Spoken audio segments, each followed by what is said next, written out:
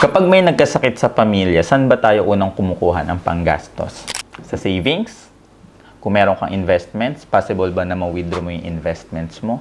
Pero kung nasa hospital pa rin, si nanay or si tatay or tayo mismo, saan na tayo next na kukuha ng panggastos? Possible mang mabenta yung kotse mo? Yung bahay na binabayaran mo for 20 years, at the middle of paying period, nagkaroon ng sakit, possible bang hindi mo bayaran yon at maremata lang siya? Or yung negosyo mo, possible bang may sarado mo dahil merong emergencies? Ngayon, kapag ubos na lahat, saan na tayo kukuha ng panggastos? Tama, di ba? Sa utang.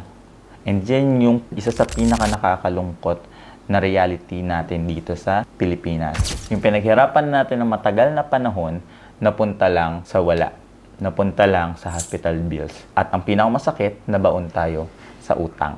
This is because most of us ay nakafocus lang tayo sa kung paano natin mabibuild yung wealth natin. Nakalimutan natin isipin na what if magkaroon ng emergencies, saan tayo kukuha ng panggastos? And dun papasok ang mga wealth protection instruments na dapat meron tayo. Dapat may emergency fund ka, HMO, PhilHealth, health insurance, medical insurance, and life insurance. Kailangan ba meron ka na kaagad? No. Kaya siya tinawag na financial planning kasi pinaplano mo kung ano yung mauuna. Isipin mo lang mabuti, ano yung next na pwede kong gawin?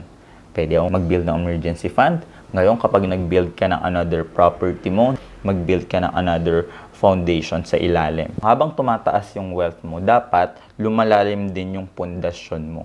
And yung tinatawag nating wealth protection instruments. Those instruments will protect lahat ng mga ari-arian na na-build mo in the past 5 years or 10 years. So, talk to a financial advisor, tutulungan ka niya kung paano mo mabibuild yung wealth mo systematically.